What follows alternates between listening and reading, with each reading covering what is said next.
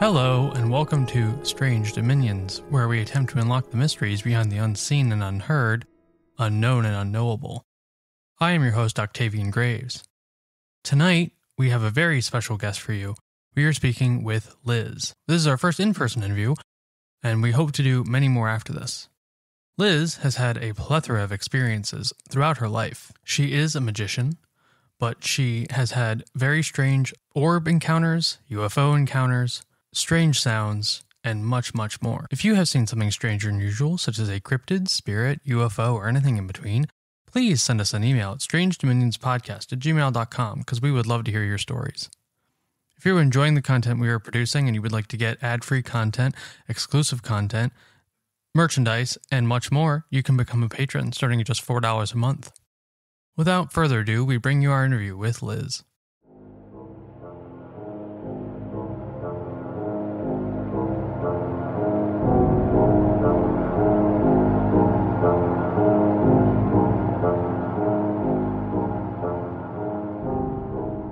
All right, tonight Ian and I are speaking with Liz. How are you, Liz?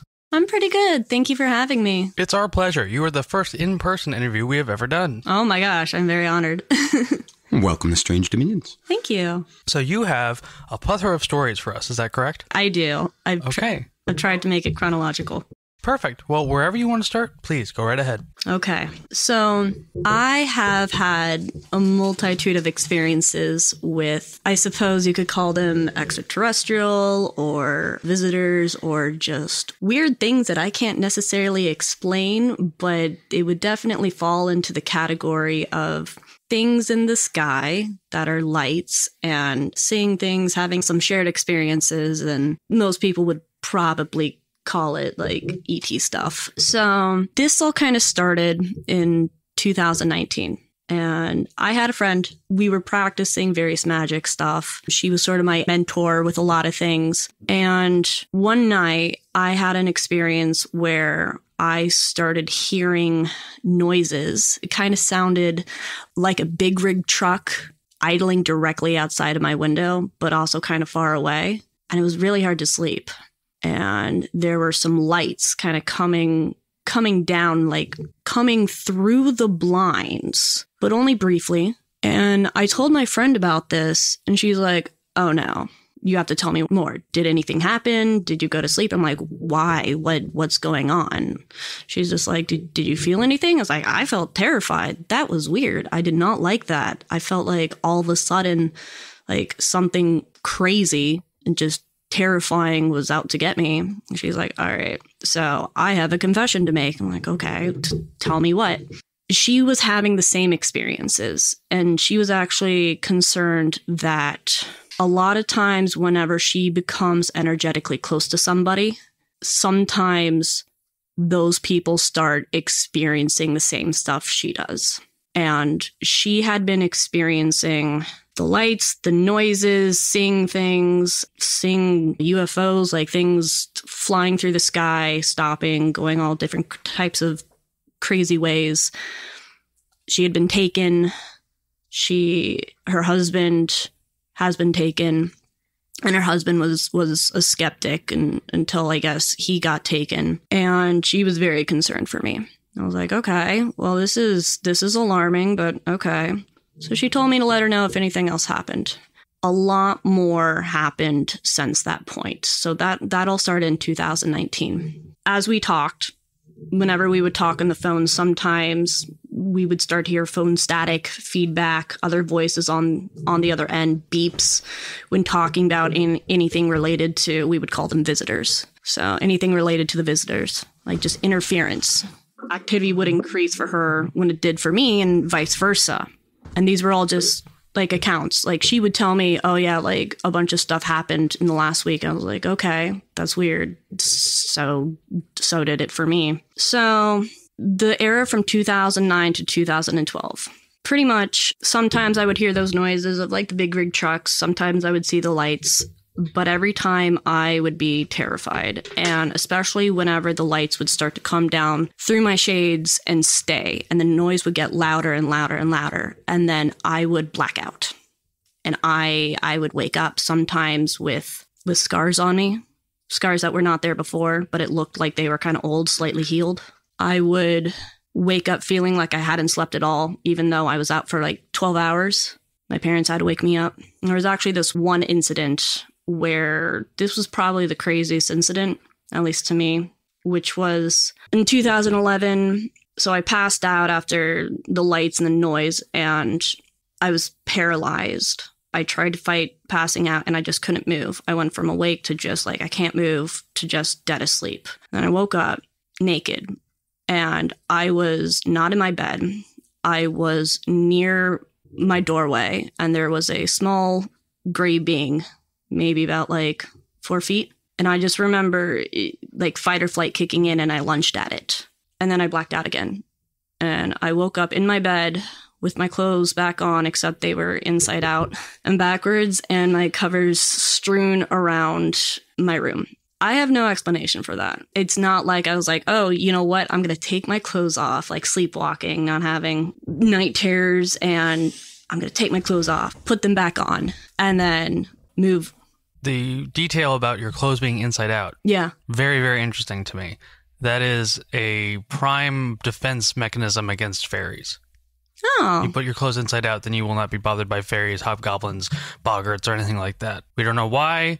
We just know that if you want them to leave you alone, that's how you get them to leave you alone. That and iron. But please, continue. That's very interesting. I actually never knew that. So my room was a complete mess. It's not like I decided to just go crazy in my room. That had never happened before. And I was absolutely terrified. Like, very terrified. I didn't tell anyone except for my friend. And at that point, she knew that things were probably going to just continue for me. I would sometimes continue to wake up with, what were they? They were like little bumps on my temples, right? It's like, it's not a zit, but it was hard. Like little, like almost balls of things just overnight. And they would be like hard. And I could kind of move them around, and then randomly they would just disappear overnight.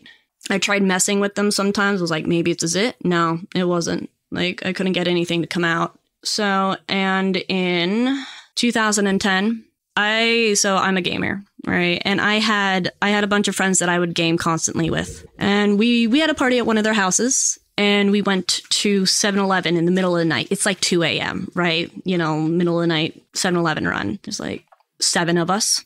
And out of nowhere, I started feeling weird. And so whenever these things are kind of near, I start feeling afraid. It's like this fear of just something's coming. It's not quite like a panic attack. Like I'm not anxious about anything. I don't start crying. I don't start shaking because I have panic attacks. It wasn't that. And it started to get stronger and stronger. And then I look over in a field, and I just see these 3 lights up in the sky. And it's not a soccer field, stadium, whatever.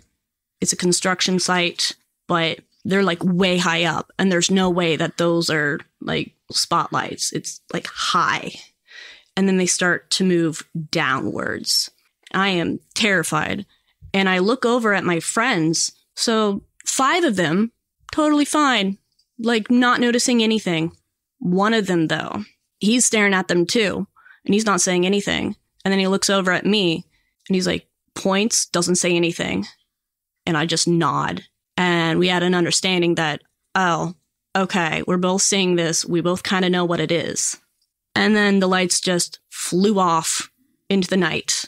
He and I didn't really speak about it, but then later on I found out that my friend actually, when he was 13, he lost all memory of his childhood. He has complete amnesia of everything. But he swears that weird stuff would happen sometimes. That's what I learned from his fiance. Just nothing. So, okay. Interesting.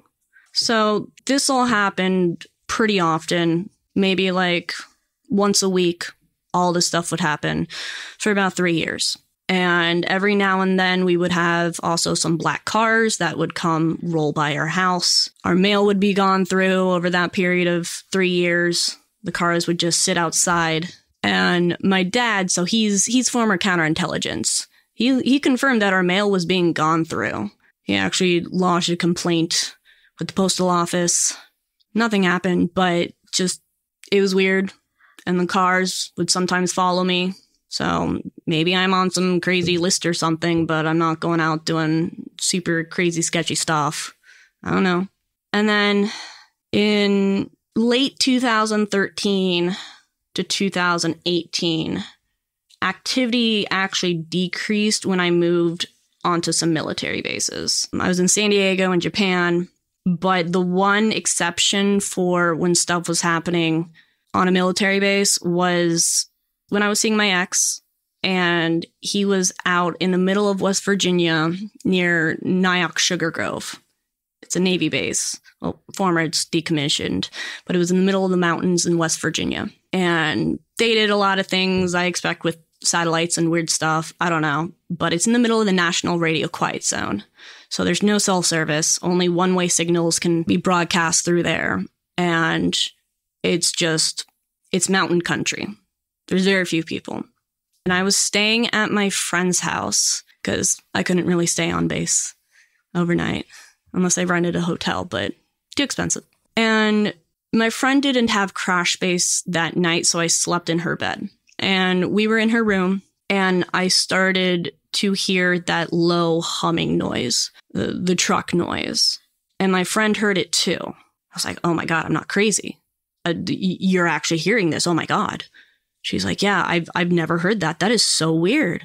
And then there started to be some different colored lights that we would kind of see through the slits of the blinds. When did we arrange this? When I first mentioned it, you mean? Yeah. Last Friday, the Thursday before last. Okay, so I had no idea about any of this. I knew that you had weird things happening to you. Yeah. I had no idea about all these lights. Yeah. Last night, I was at a convention with a friend named Tim who does Strange Familiars podcast, similar to ours. He has a site in York, Pennsylvania that he goes to all the time. It's in a cul-de-sac, and you drive down the cul-de-sac, and you just stare off into the woods, and these fucking lights start moving around, okay? So it's just really fucking weird to me that you're telling me about all these lights, and I just went and saw lights that you can predict are going to happen, that you know are going to happen every time you're there. You know, you have to go when the leaves are off the trees. It's easier to see them that way. But, the only way I can describe them to you, they're in, stars. There were earlier. Okay, so just imagine stars in the sky, Yeah. fucking far away, light years away. They're in the woods. Interesting. And they change colors. Some are circular, some move circular, some do zigzag. Mm-hmm. The more you look, and you have to do this really weird thing where you can't stare directly at it. You won't be able to see it. You have to, stare a little bit off to the right of it and get it in focus. Then you can stare at it. So, anyways. That is so weird. Yeah. Little bit of synchronicity. That is weird. Okay, so we saw these lights. They were like balls of light that I couldn't even tell you the size of them. They were close. They were down. They were above the tree line, and they were moving back and forth. Some zigzagged, some. They wouldn't change colors, but there were some blue ones, some white ones, and then there were also some red ones too. And for whatever reason, the red ones super skeeved me out. Mind you, I've never seen the colored lights before. I'm used to having something like a cop light from way high above just going through my window. So I'm physically seeing these things, and my friend is seeing them too. And she's afraid. She's never seen that. She lives there. So it's not like there's some weird thing that oh yeah, this happens all the time. No. She's lived there her entire life. So she knows all the woods, all the weird things. And they started to come down and get closer to the house. And they just kind of went around the house. We would see them kind of moving along through the other blinds. They never got super close, but it looked like they were just kind of surveilling, I guess. I don't know. They had some sort of kind of reason to be there. And then they just kind of took off. They just darted off out into the sky. And that was really, really creepy. And my friend and I, we talked about it for years. She's like, I've never seen that happen. I am terrified. Yeah, me too.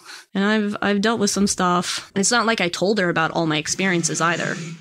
I don't really talk to too many of my friends about it, but to have a shared experience like that with her, it's kind of cool, validating, but also scary.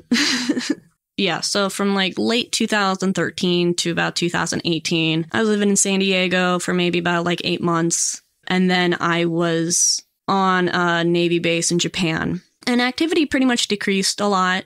Like, things didn't really happen that much. Every now and then, I might hear like that low kind of vibrating noise, truck idling in the background, close but far away. But that was really it. How long have you been living here? So I grew up in Northern Virginia. Okay. Yes. I mean, in this specific apartment. This specific apartment, 2019. Okay. And has much happened, like, while you've been here? No, that's interesting to me. Because when you say, like, it sounds like when you're on military bases, nothing really happens. Mm-hmm. I mean, what's down the road? NSA. Yeah.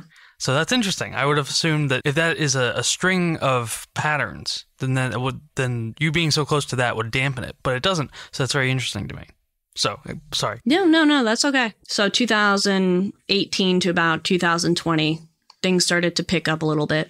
I never saw the lights coming down through the shades, but I would still feel like things were around.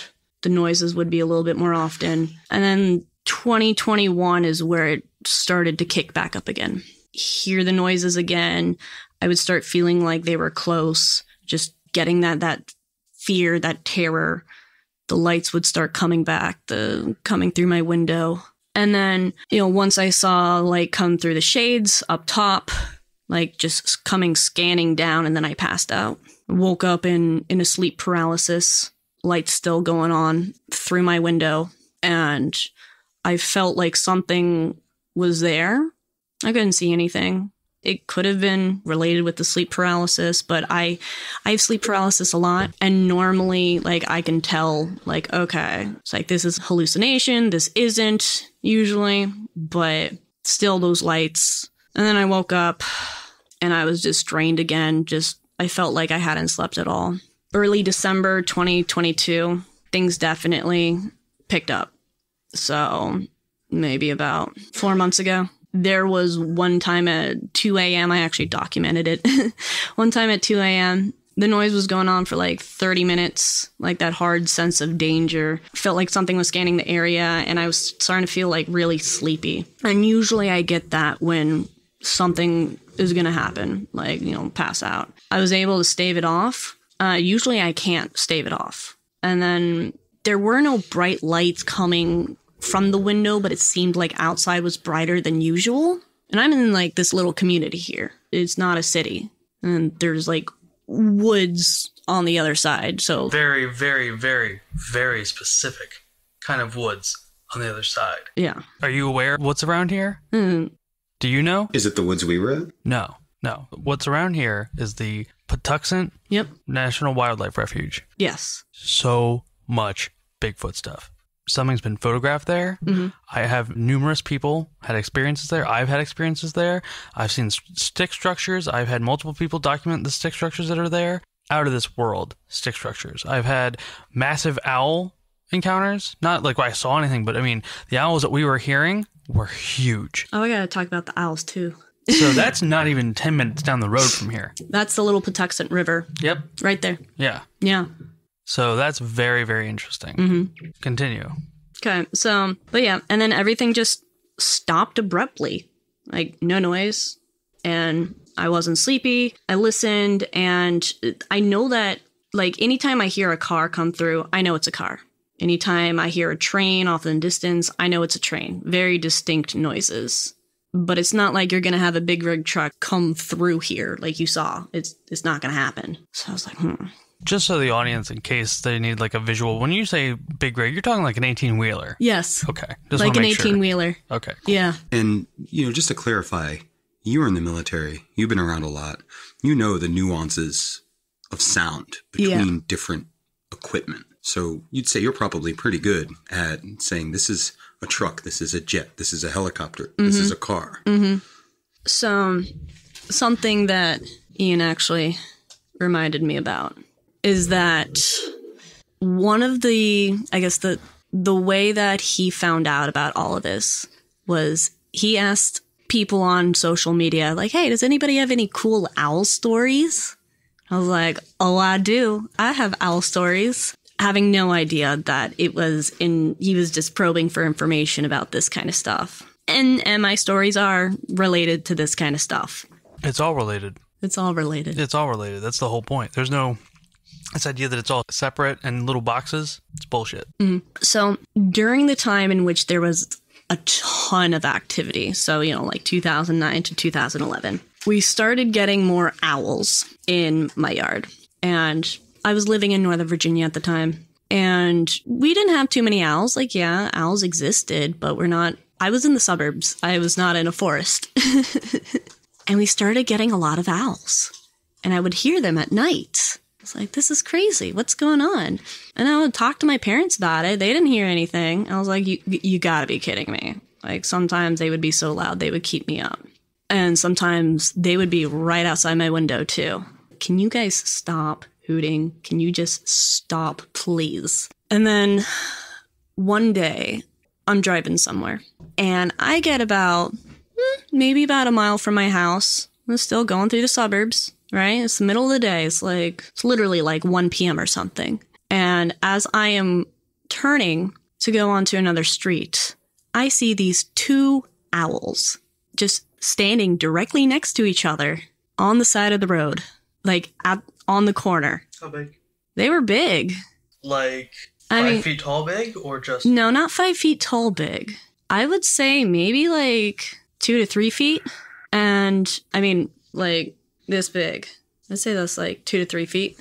And they were 2 white owls just staring at me. Staring. It was a busy road, and they're standing on the side of the road, and I'm like, why are there owls out in the middle of the daytime? I'm driving past. Owls are also very solitary creatures. They are. And there were 2 of them, and they are staring at me as I turn. Just their heads just slowly turn and watch me. And I was really skeeved out by that.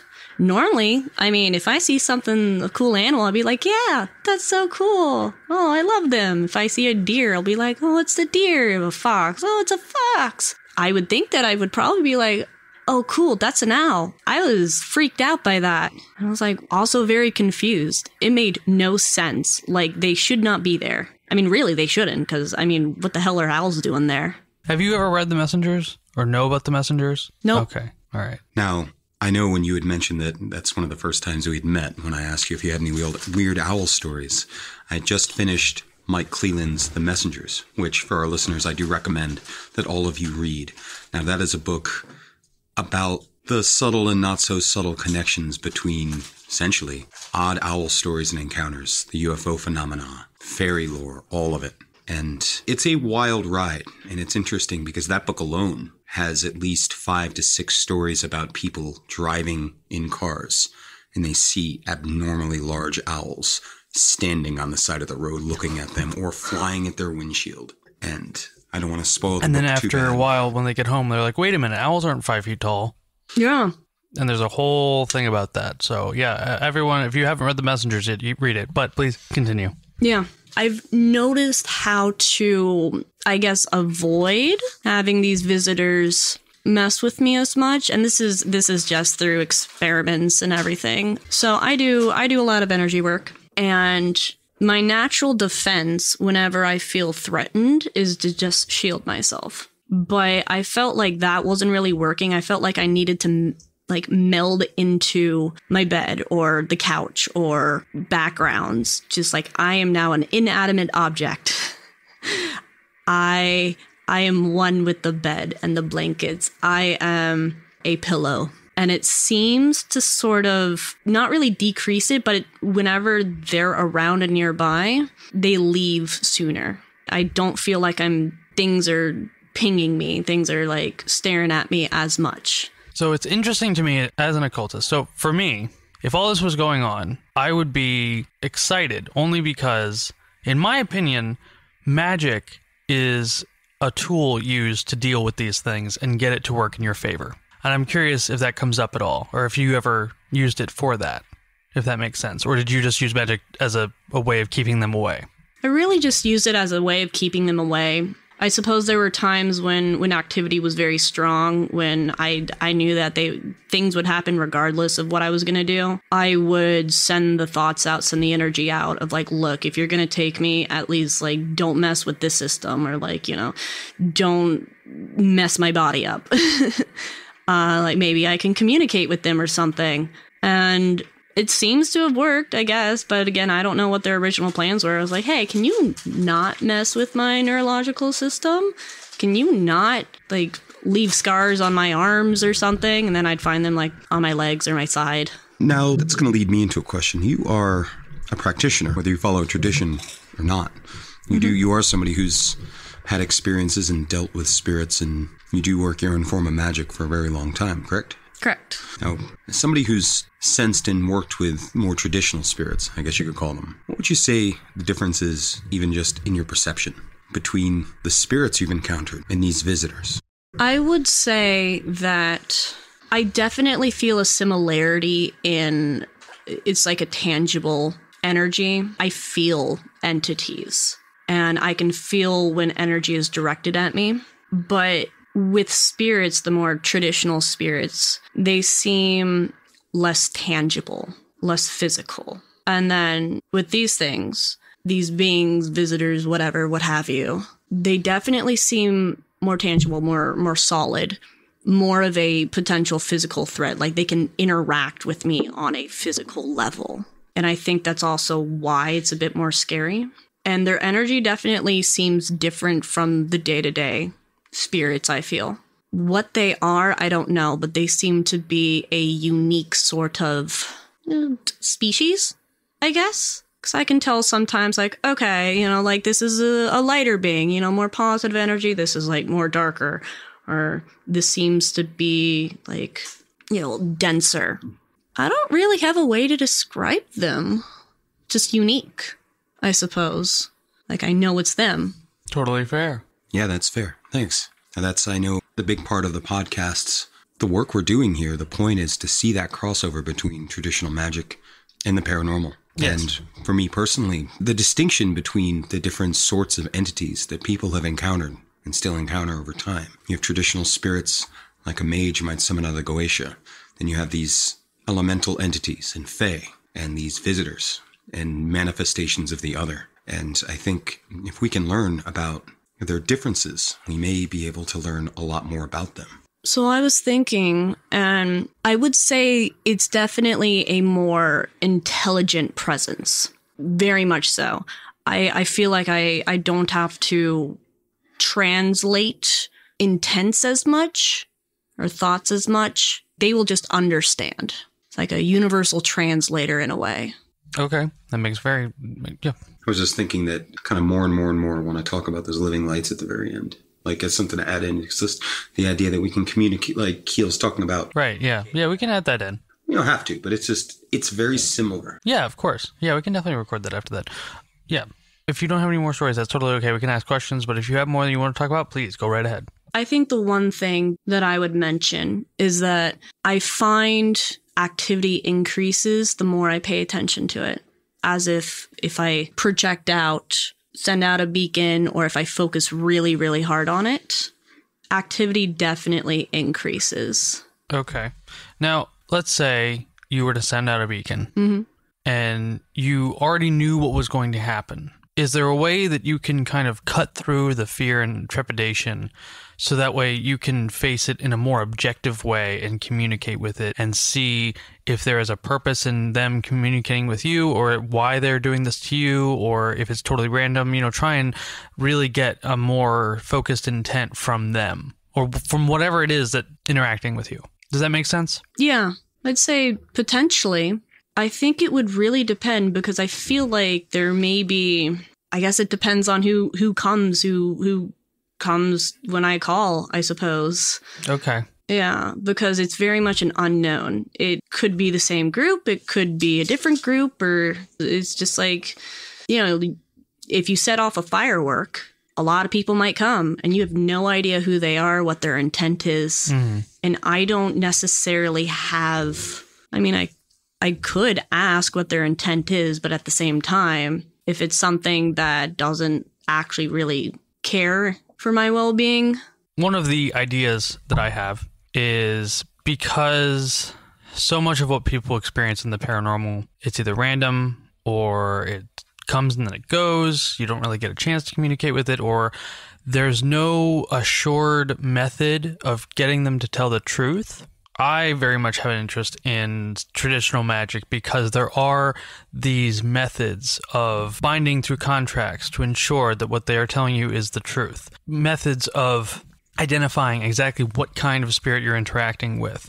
The drawing spirits into crystals method, there is a specific invocation that you basically say, in the name of God, the Son, the Spirit, you are the spirit. And they are either going to answer you or they're not, because they can't lie. Once those three names have been invoked, it kind of makes that spirit powerless to lie to you. So you get a spirit that you can sort of trust and know that they're telling you the truth. And you ask them about the things you're experiencing. And you get their perspective on this. I could potentially do that. I do have some spirits I work well with. I think that would be a very, very fruitful endeavor for you. If not, just to see what they say. Yeah. Thank you. Yeah, my pleasure. And that's sort of all in terms of interesting, notable experiences. For the most part, it's just been... Would you say December was the most recent time anything's happened? I would say maybe about a month ago something happened. Again, it's just the loud idling truck noise. No lights or anything. But yeah, really, really just the noise. Okay. And how far away would you say the noise is when you hear it? Is it the same distance every time? Does it sound closer sometimes and farther away other times? Yeah, it's closer sometimes. It'll get louder if there's more elements to what's happening.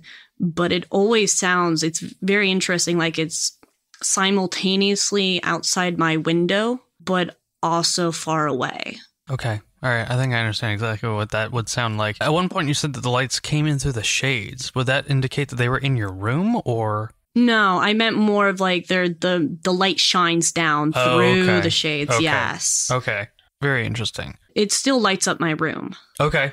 Very cool. They're outside and high up. Okay. Wow. Yeah. That's really, really fascinating. That's really intense. This has never happened to me. I've had my paranormal experiences, but they have not been as consistent as this. So I can't really talk too much to it. But like in my mind, I'm like, oh man, there's so much to experiment with there. You have this endless supply of something to use magic to work on and to experiment with. So, yeah, Ian, if you have any questions, please go ahead. Your whole story is fascinating, and you've told me bits and pieces of it in the past. But I still think one of the secondary parts of it still interests me perhaps more than a lot of it. And it was the inclusion of the cars that were following you.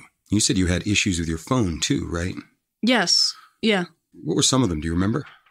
So this was when, I want to say like 2010 it really started, where I would be having completely normal conversations with my friend. And this didn't happen with anybody else, mind you. This was only her.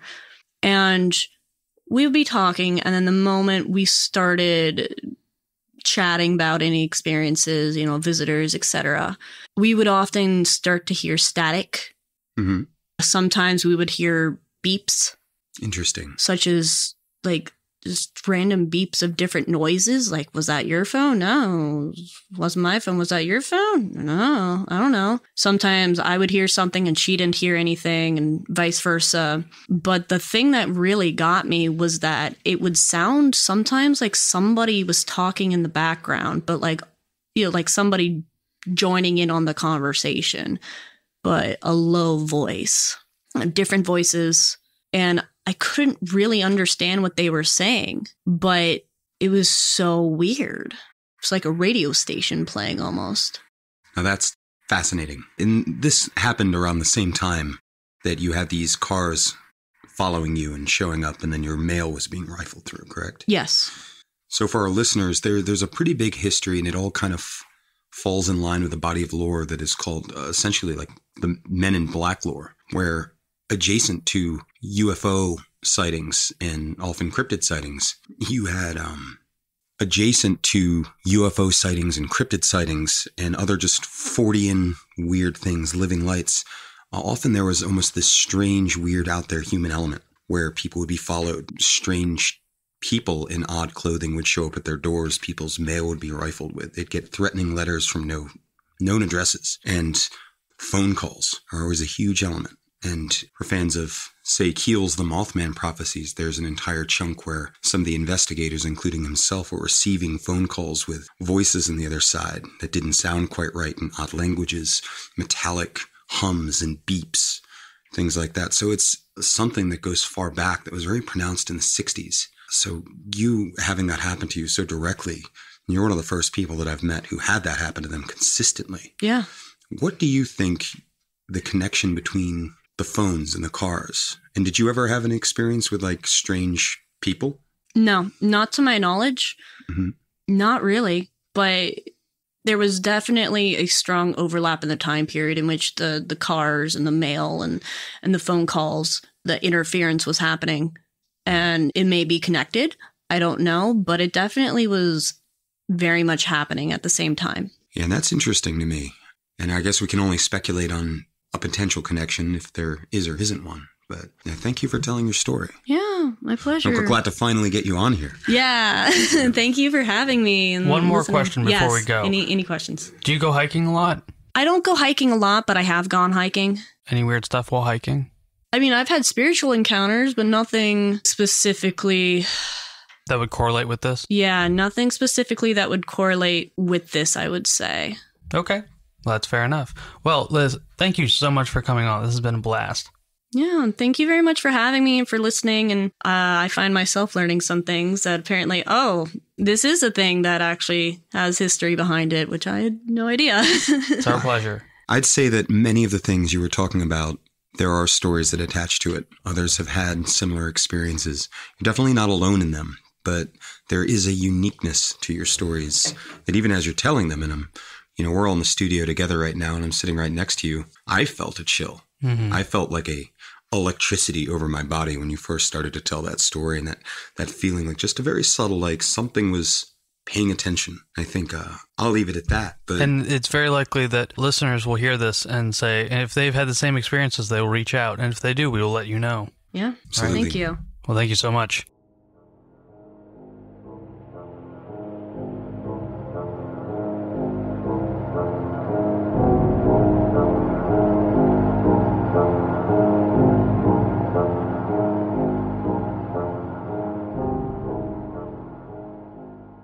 That was our interview with Liz. We really like talking to her, and we cannot wait to hear more of her stories in the future. I want to thank each and every one of you for listening to Strange Dominions, including our patrons, because we could not do this show without you. And we are very, very grateful for all that you do to support us.